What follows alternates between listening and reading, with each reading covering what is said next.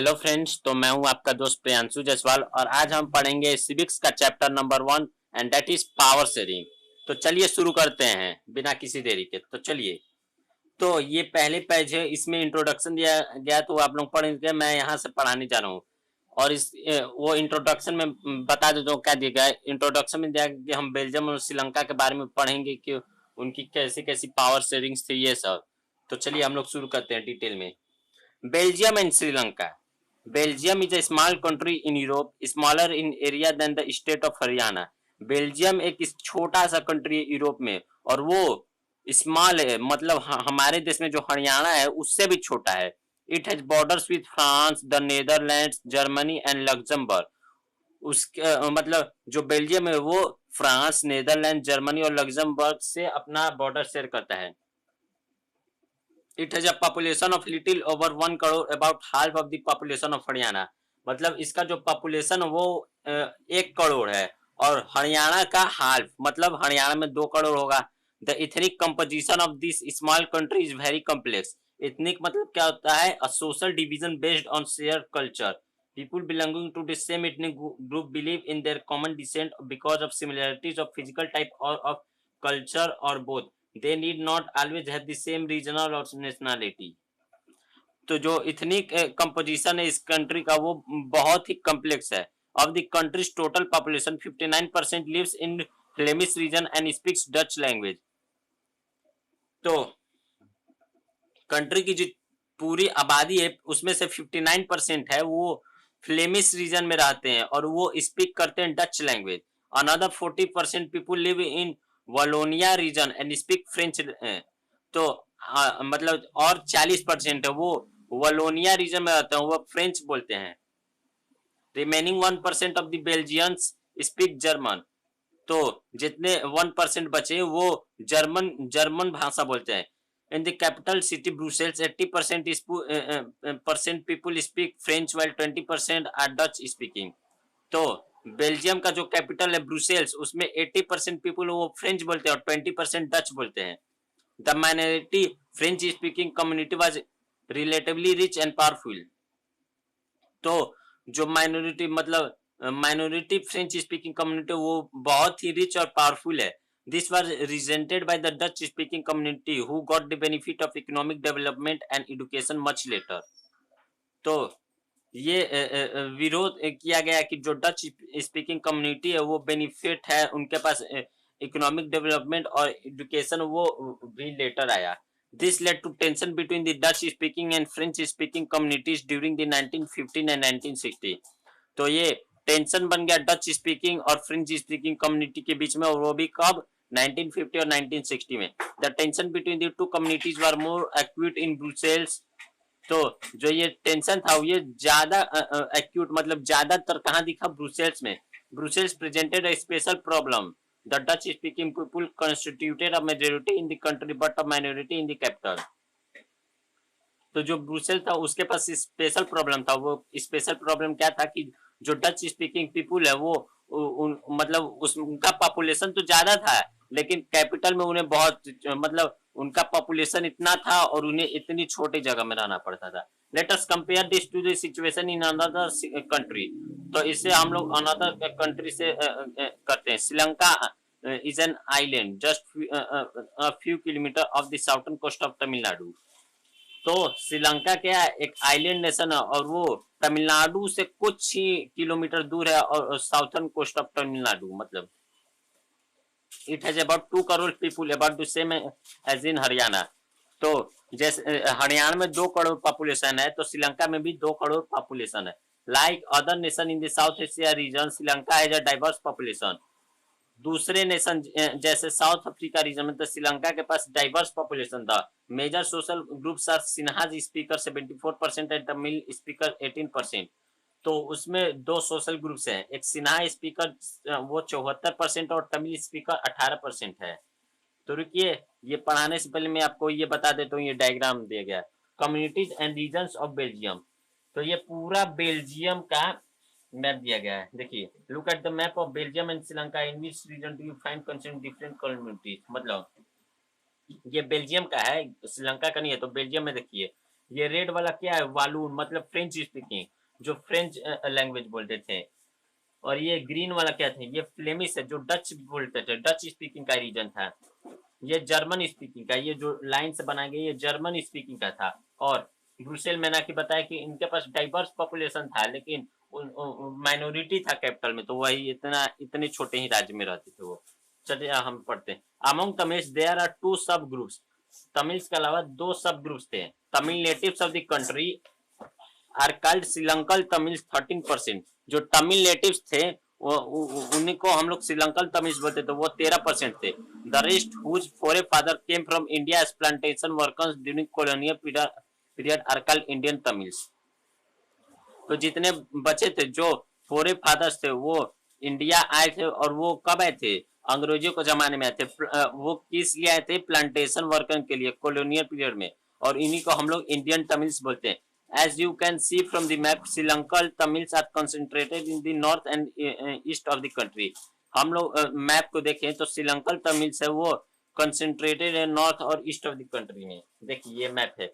Ethnic communities of south Africa, Sri Lanka, sorry Sri Lanka. तो देखिए ये जो येलो वाला पार्ट है वो सिन्हेलेस के पास है, और ये जो ऑरेंज वाला पार्ट है वो श्रीलंकन तमिल के पास है, और ये जो ब्लू वाला पार्ट है मतलब ब्राउन वाला पार्ट है, ये इंडियन तमिल के पास है। और ये जो छोटा छोटा रीजन है ये सब मुस्लिम्स का है।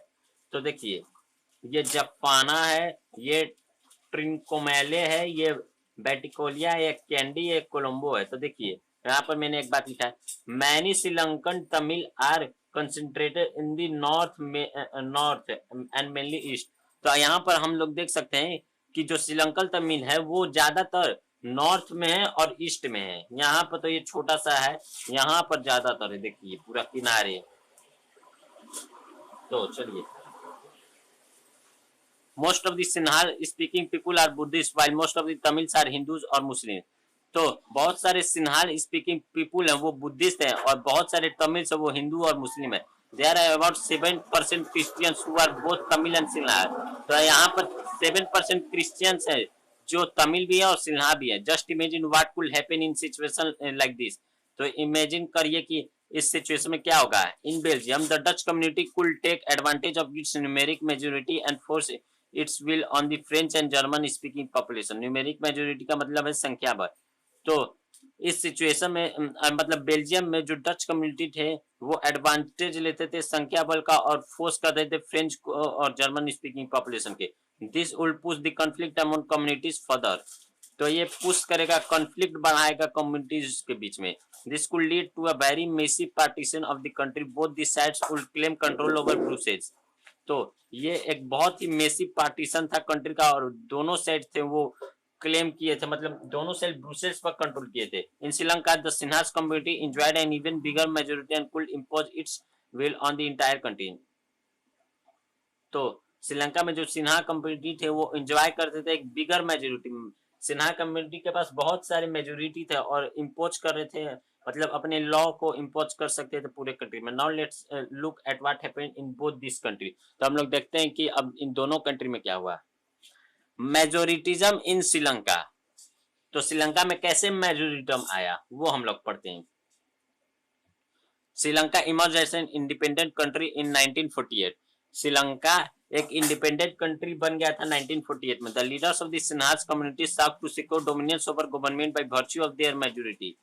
तो जो लीडर थे सिन्हास कम्युनिटी के वो सिक्योर मतलब अपने डोमिनेंस को सिक्योर कर रहे थे गवर्नमेंट से।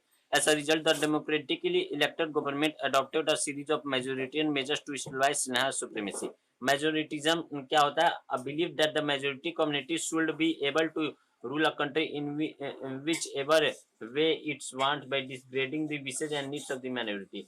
मतलब एक मेजोरिटी कम्युनिटी वो रूल मतलब वो इतना काबिल बन सके कि वो रूल कर सके कंट्री पर, और जैसा चाहे वो वैसा कर सकते हैं, मतलब उनके जो विशेज हैं नीड्स हैं वो पूरी कर सके माइनॉरिटी के, वही को हम लोग मेजोरिटी बोलते हैं। In 1956, an act was passed to recognize Sinhala as the only official language, thus discarding Tamil।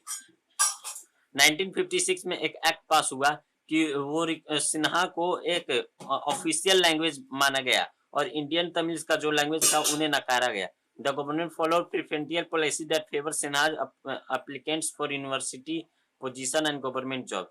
तो जो गवर्नमेंट थे वो प्रेफरेंशियल पॉलिसी लाए जो फेवर किया सिन्हा एप्लीकेंट्स को यूनिवर्सिटी पोजीशन और गवर्नमेंट जॉब्स के लिए। A new constitution stipulated that the state shall protect and foster Buddhism। एक नया कॉन्स्टिट्यूशन स्टिपुलेट किया कि जो स्टेट वो प्रोटेक्ट करे और फोस्टर करे बुद्धिज्म को। All these governments measure coming one after the other gradually increase the feeling of alienation among the Sri Lankan Tamils। तो ये सारे गवर्नमेंट के मेजर थे वो एक के बाद आते गए, एक के बाद एक आते गए और वो इंक्रीज करते गए। जो फीलिंग था एलिनेशन का श्रीलंकन तमिल्स का वो बढ़ता गया। They felt that none of the major political parties led by the Buddhist Sri Lankan leader was sensitive to their language and culture। तो उन्होंने देखा कि कोई भी मेजर पॉलिटिकल पार्टी जो वो लेड किया गया बुद्धि सिन्हा लीडर से वो सेंसिटिव है अपने लैंग्वेज और कल्चर के वजह। They felt that the constitution and government policy denied them equal political right, discriminated against them in getting jobs and other opportunity and ignore their interest. तो उन्होंने देखा कि जो कॉन्स्टिट्यूशन और गवर्नमेंट पॉलिसी जो वो डिनाई कर रही है उनके इक्वल पॉलिटिकल राइट्स देने से और डिस्क्रिमिनेट कर रही है उन्हें जॉब देने से और बहुत सारे अदर अपॉर्चुनिटीज को और उनके इंटरेस्ट को भी इग्नोर करी। As a result the relation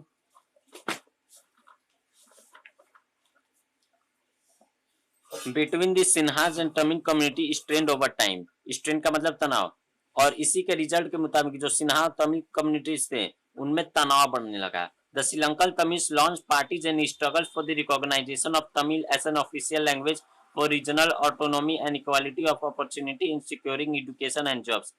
तो जो श्रीलंकन तमिल थे वो लॉन्च किए पार्टीज को और स्ट्रगल को कि वो रिकॉग्नाइज कर सके तमिल को एक ऑफिशियल लैंग्वेज और रीजनल ऑटोनॉमी और इक्वालिटी है अपॉर्चुनिटी है वो सिक्योर करे एजुकेशन और जॉब को। But their demand for more autonomy to provinces populated by the Tamils was repeatedly denied।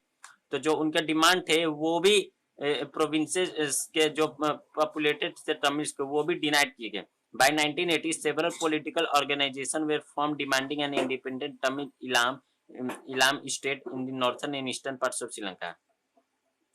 तो 1980 से बहुत सारे पॉलिटिकल ऑर्गेनाइजेशन बने जो डिमांड कर रहे थे कि तमिल इलाम मतलब इलाम का उधर श्रीलंका में स्टेट को इलाम बोलते हैं तो वही तमिल इलाम मतलब स्टेट को करें नॉर्थर्न और ईस्टर्न पार्ट्स ऑफ श्रीलंका में। The disturb between the to communities turn into widespread conflict.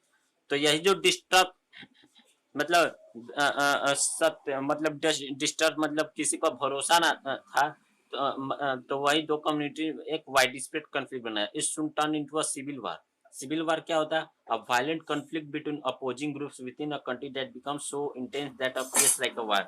तो एक वायलेंट कॉन्फ्लिक्ट हुआ दो अपोजिंग ग्रुप्स में जैसे कि कंट्री है वो इंटेंस हो गया और वो वार की तरह हो गया। As a result, thousands of people of both the communities had been killed। तो इसी के रिजल्ट में सिविल वार हुआ तो थाउजेंड्स ऑफ पीपल मारे गए इसमें। Many families are forced to leave the country as refugee and many more lost their livelihoods. तो बहुत सारे फैमिलीज थे उन्हें कहा उन्हें मतलब फोर्सफुली अपने कंट्री को छोड़ना पड़ा एक रिफ्यूजीज की तरह और बहुत सारे अपने लिवलीहुड्स खो दिए थे। You have read chapter 1 of economics text book class 10 about Sri Lankan excellent record of economic development education and health। तो हम लोग ने इकोनॉमिक्स के चैप्टर 1 में पढ़ा है, मैंने आपको पढ़ाया है डेवलपमेंट चैप्टर, आप लोग देख लीजिएगा प्लेलिस्ट में जाके। इसमें जो श्रीलंका है उसके पास एक्सीलेंट इकोनॉमिक डेवलपमेंट एजुकेशन और हेल्थ है, but the civil war has caused a terrible setback to the social cultural and economic life of the country. It ended in 2009। लेकिन जो सिविल वार है वो एक टेरिबल मतलब एक वार की तरह आया और उसमें सोशल कल्चर इकोनॉमिक लाइफ को कंट्री को पूरा बर्बाद कर दिया, तहस नहस कर दिया और ये वार 2009 में खत्म हुआ। अब हम लोग पढ़ते हैं accommodation in Belgium. The Belgian leaders took a different part. जो बेल्जियन लीडर थे वो एक डिफरेंट पार्ट लिए। They recognise the existence of regional differences and cultural diversity. उन्होंने देखा कि रीजनल डिफरेंसेस और कल्चरल डाइवर्सिटीज है। Between 1970s and 1993, they amended that their constitution 4 times so as to work out an arrangement that would enable everyone to live together within the same country. तो 1970 और 1993 में उन्होंने amend किया अपने constitution के कि 4 times उन्हें वर्क करना पड़ेगा एक अरेंजमेंट की कि वो इनेबल कर सके कि मतलब सारे लोग एक ही साथ रहें एक ही कंट्री में।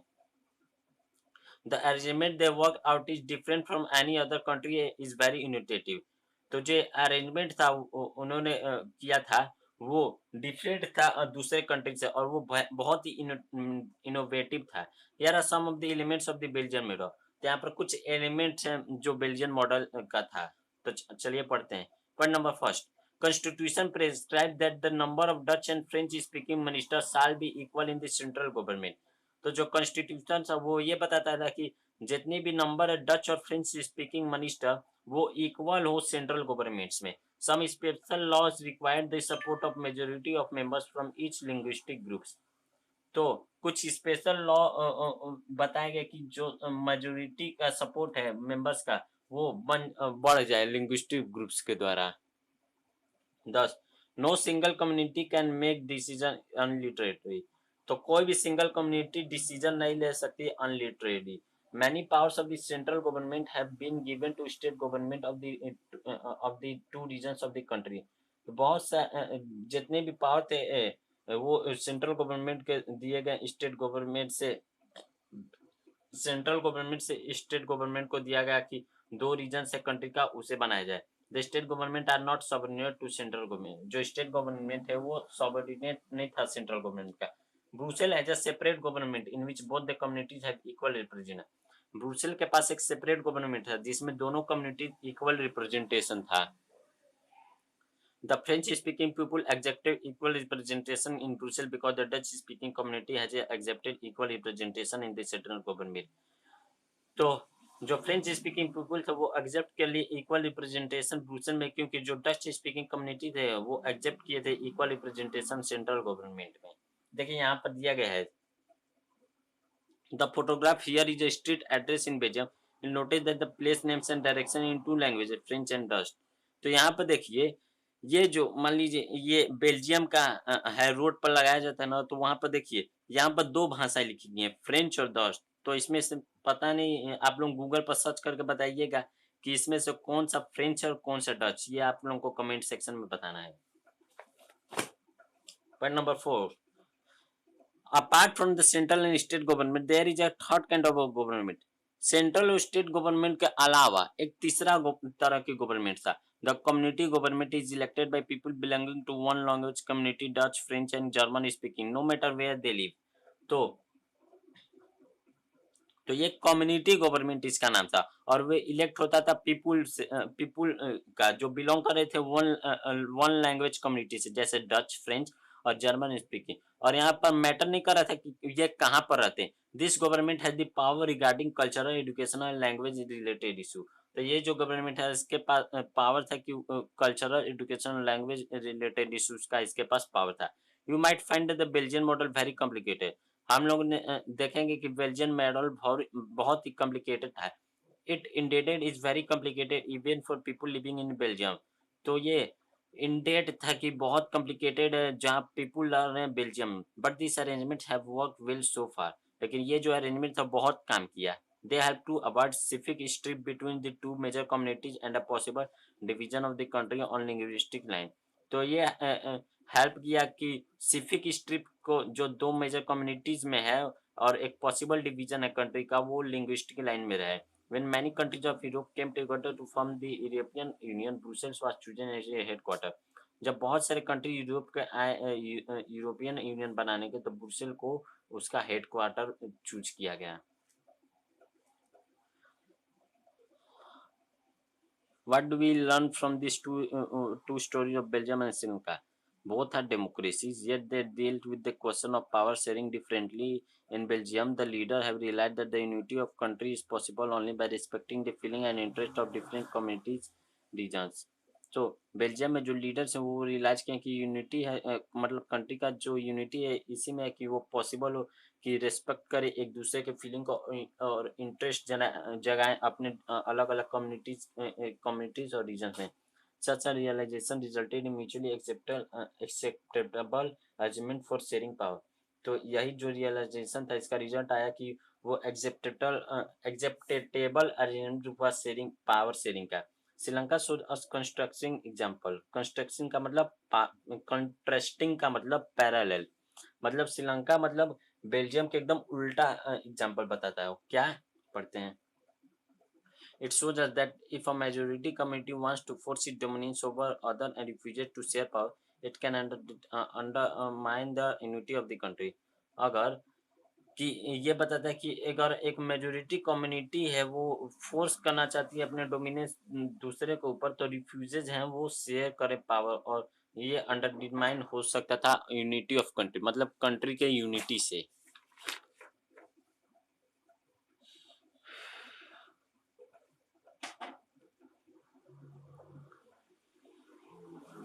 Y power sharing is desirable?